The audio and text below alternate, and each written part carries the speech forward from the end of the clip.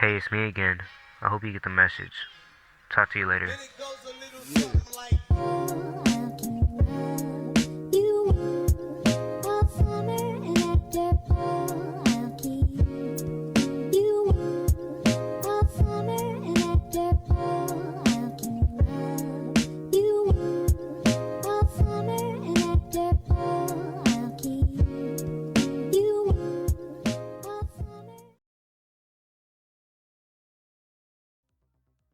What's up, guys? Joe Tutak here, and today's video is going to go over cash flow statement. So today we're going to look at GOVX. This was Friday's runner, and I'm just going to go over what I look at in the cash flow and why it's probably one of the most important things I look at when dissecting a stock.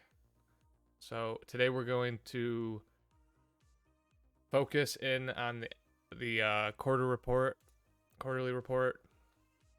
So I already have it popped up here. We're going to Control F, cash flow statement. Super easy to get to.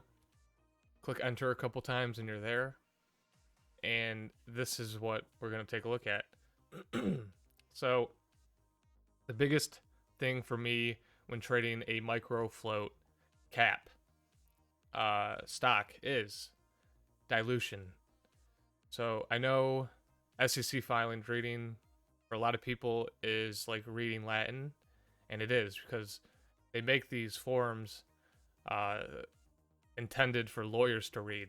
So they're not easy, and it takes a lot of time just sitting at the computer screen, reading annual reports, 424Bs, 8Ks, just to get a better understanding. And without that dedication, you're just going to lack in that department. So if you can just take pieces of it, easy pieces, add it to your strategy, you're going to see your equity curve go more into a 45-degree angle and eventually, profitable trader. So we're here, cash flow statement. This third highlight is where we're going to main focus. Cash flows from financing activities.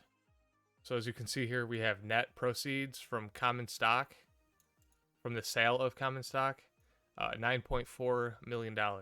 Just below that, sale from preferred stock, none. And then the third one, sale from warrants exercised, 3.1 million. And if we go all the way to the bottom of that, net cash provided by financing activities, 12.5 million. So when I see, if I see a stock gapping up in the morning time, say it's up 50% on 2 million volume, hits my criteria, I'm going to run right over here to the cash flow statement, and I'm going to see, have they actively been receiving money from finances? Because if they have, what does that mean? I'll give you a second to think.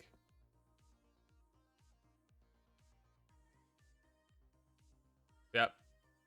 It means at any given level on the day that it's running, it could get jammed, sold off with random warrants or extra common stock that the company has sold.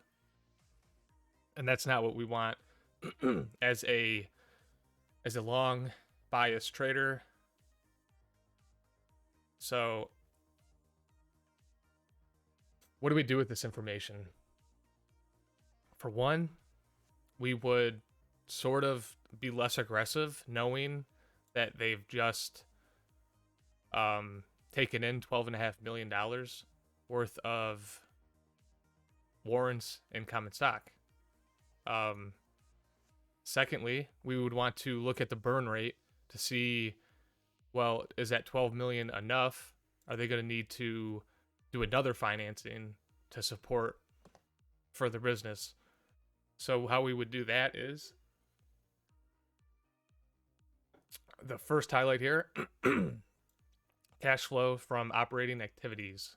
And if we go down to the bottom of that section, you're going to see net cash used in operating activities, and that's 2.879 million. So we take that 2.789 million, and we're going to divide that by the amount of months that the cash flow statement is for.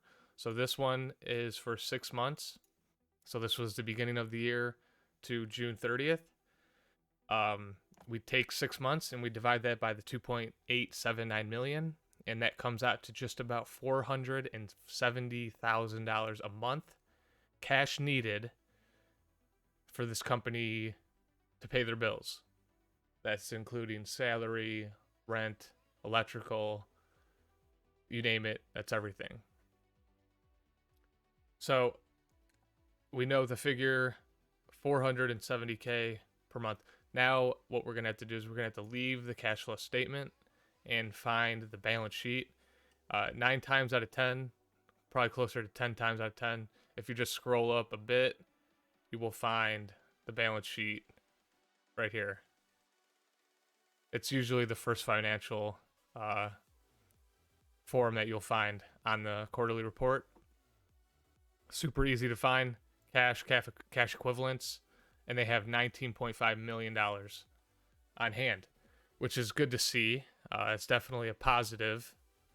So you compare that to what their burn rate is, and they have enough cash. So when I'd be trading this on that day, I wouldn't be too afraid that they'd be pumping out any type of financing on that day, knowing they have about 3.5 years worth of cash on hand.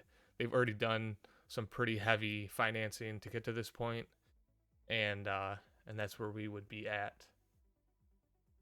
So I'm going to pretty much end the video there. Quick recap. If we head back to the cash flow statement,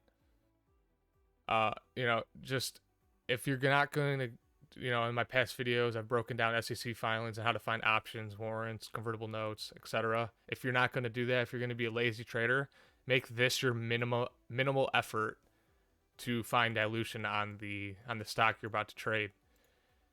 It's a pretty good start if you're new at SEC filings. Calculate the burn rate, figure out how much cash they have on hand, have a better understanding of where the company is financially, and I can guarantee you will be a better trader for it. So we're going to end the video there. Thanks for watching. Please like and subscribe, and I will catch you on the next video.